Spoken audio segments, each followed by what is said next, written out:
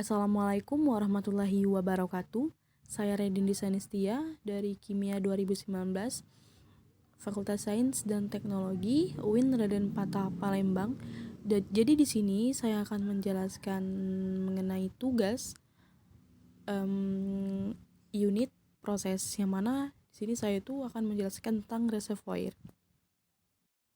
Baiklah, langsung saja. Yang pertama itu dasar-dasar teknik reservoir. Reservoir adalah suatu tempat terakumulasinya minyak dan gas bumi. Nah, pada umumnya reservoir itu ada macam-macam, ada yang minyak, dan dia itu memiliki karakteristik yang berbeda-beda, tergantung dari komposisinya, temperatur, dan tekanan pada tempat di mana terjadinya akumulasi hidrokarbon di dalamnya. Nah, yang dimaksud dengan reservoir di sini itu adalah tempat penampungan air bersih pada sistem penyediaan air bersih. Nah, umumnya reservoir ini itu diperlukan pada suatu sistem penyediaan air bersih yang biasanya itu melayani suatu kota. Jenis reservoir itu dapat dibagi-bagi menjadi beberapa bentuk, fungsi maupun tinggi reservoir terhadap permukaan tanah sekitarnya. Nah, sedangkan berdasarkan dari bahan konstruksinya, jenis reservoir itu dibagi menjadi reservoir permukaan dan reservoir menara. Nah, reservoir permukaan ini adalah reservoir yang sebagian besar atau seluruh reservoir tersebut terletak di bawah permukaan tanah. Kalau reservoir yang menara itu seluruh bagian penampung dari reservoirnya itu terletak lebih tinggi dari permukaan tanah sekitarnya. Kemudian selanjutnya itu ialah jenis-jenis reservoir. Nah, berdasarkan bahan konstruksinya tadi kan jenis reservoir itu dapat dibagi menjadi reservoir tangki baja, beton cor, reservoir pasang bata, dan reservoir fiber. Nah, perlengkapan reservoir ini bagian utama dari reservoir adalah bak tempat penampungan air bersih seperti pada gambar ini.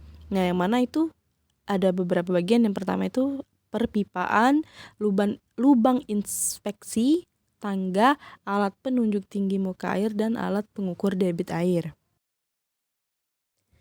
Fungsi dari reservoir. Fungsi utama reservoir ialah untuk menyeimbangkan antara debit produksi dan debit permukaan air. Nah, seringkali untuk waktu yang bersamaan, debit produksi air bersih ini tidak dapat selalu sama besar. Nah, dengan debit permukaan airnya.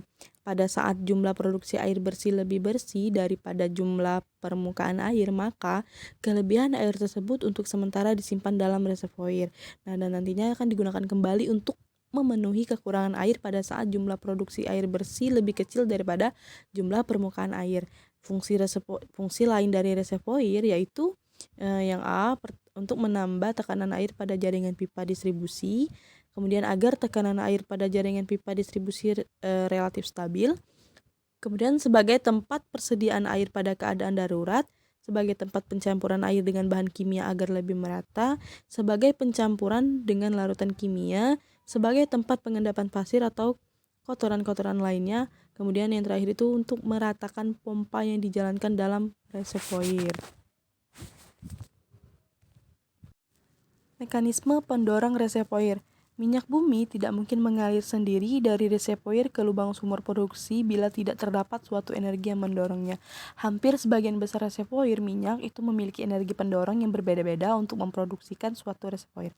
Dengan turunnya tekanan pada reservoir minyak dapat mempengaruhi besarnya tenaga pendorong reservoir tersebut yang berperan sebagai penggerakan minyak mula-mula pada media berpori. Simbol alat pada reservoir yang pertama pada gambar pertama ini yaitu merupakan kompaksi batuan, yang mana ini lambangkan tenaga ini berasal dari beban overburden batuan di atas dan selalu berubah akibat diproduksinya minyak dari reservoir tersebut. Yang kedua itu gravity drive, yaitu dia menggambarkan pengaruh gravitasi terhadap kelakuan fluida, yang mana pada fluida yang mempunyai densitas yang lebih besar, dia itu akan berimigrasi ke bagian bawah struktur reservoir, sedangkan fluida yang mempunyai densitas yang lebih kecil akan berimigrasi ke bagian atas reservoir. Yang ketiga itu ada water drive. Jika air berada di bawah zona minyak pada suatu reservoir, maka dengan tekanan yang dimiliki oleh air ini, dia akan membantu minyak bergerak ke atas. Jika minyak dieksploitasi, tekanan di reservoir itu akan dijaga oleh gaya hidrostatik air yang menggantikan minyak yang telah diproduksi. Nah, yang keempat itu ada solution gas drive, mekanisme pendorong yang berasal dari ekspansi larutan gas yang berada dalam minyak. Dia tuh akan dalam minyak dam, pendesakan, nah terjadi akibat berkurangnya tekanan. Saat tekanan turun pada dasar sumur, maka gas yang terlalu di dalam minyak itu akan bebas keluar sebagai gelembung-gelembung yang tersebar merata, dan ini tuh merupakan fasa yang terdispersi yang tidak kontinu sehingga mencapai saturasi minimum. Selanjutnya yang kelima ada gas cap drive. Nah, adanya gas ini dalam reservoir itu dia disebabkan oleh adanya pemisahan secara gravitasi dari minyak dan fasa gas bebas di bawah tekanan titik gelembung. Nah, karena tekanan reservoir yang berada di bawah, nanti tekanan gelembung yang berada di bawah itu komponen hidrokarbonnya itu ringan. Nah, dia akan terbebaskan dari fasa cairnya dan membentuk fasa gas. Kemudian yang keenam itu ada combination drive, kombinasi antara gas cap drive dan water drive. Nah, ini tuh merupakan beberapa contoh gambar reservoir. Kemudian yang terakhir itu ada lokasi ketentuan reservoir ini. Yang pertama, reservoir penyeimbangan biasanya dibangun di dekat instansi pengolahan air. Kemudian reservoir pelayanan ditempatkan sedekat mungkin dengan pusat daerah pelayanan.